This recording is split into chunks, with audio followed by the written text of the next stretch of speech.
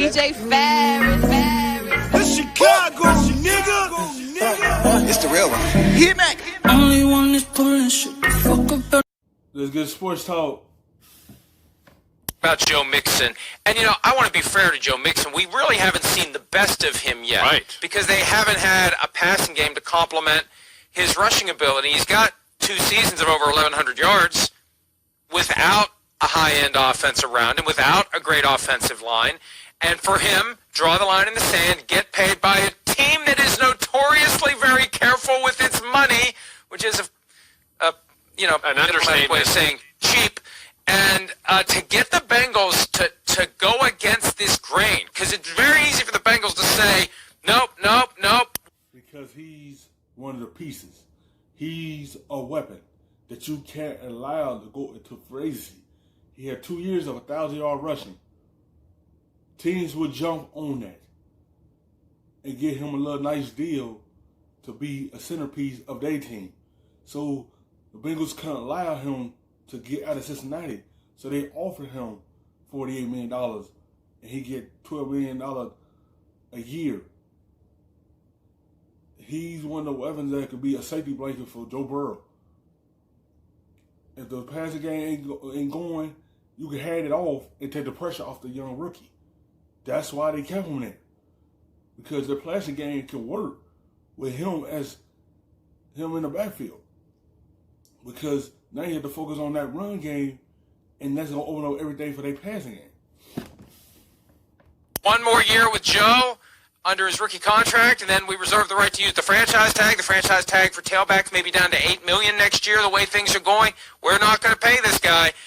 And maybe this is really the news here. The headline is that Mixon gets his contract. The news may be the Bengals could be changing, Chris, because this is not a Bengals-type move. Well, it's not, but hopefully they are changing. Hopefully Joe Burrow's giving them the confidence to maybe make those type of moves, to go, wait, we got a guy here that we think can lead us to a Super Bowl, so maybe we should support him. And Joe Mixon's one of the best running backs in football. He's a freak of nature. And we talked about scheme importance and all that to, like, as far as player to coach and all of that with McCaffrey and Kamara. Well, guess what? It's the same damn offense they're running there in Cincinnati. It's the West Coast offense. Zach Taylor, he learned the offense. He was with me with John Gruden. He learned from Sean McVay later down the line. The Bengals already see they had a promising quarterback. Then they had the weapons around him. And A.J. Higgins, Boyd, and then you got Tate. And then you got Mixon. They want to keep them pieces around Joe Burrow because that can help him out through his rookie year. You want to keep the complementary pieces around him to be able to take that pressure off your young rookie's shoulders.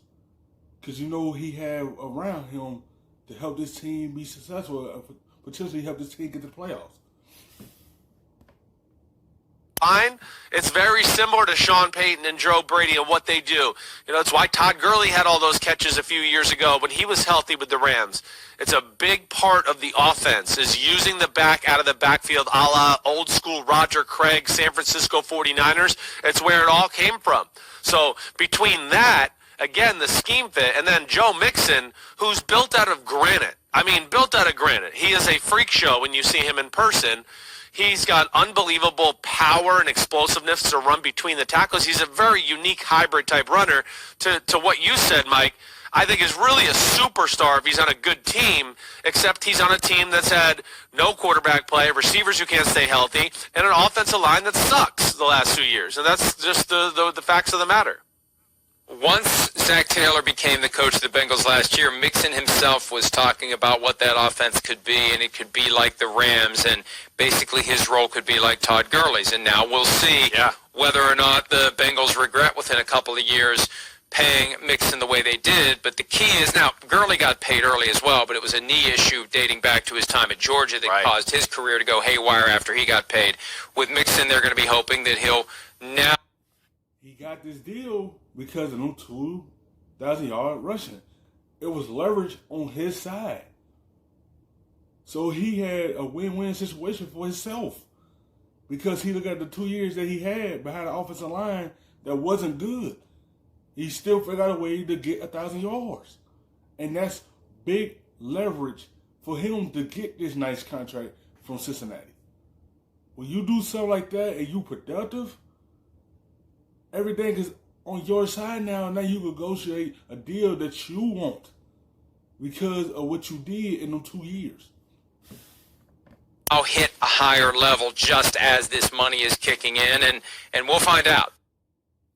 Hi, I'm Mike Tirico, and thanks for watching.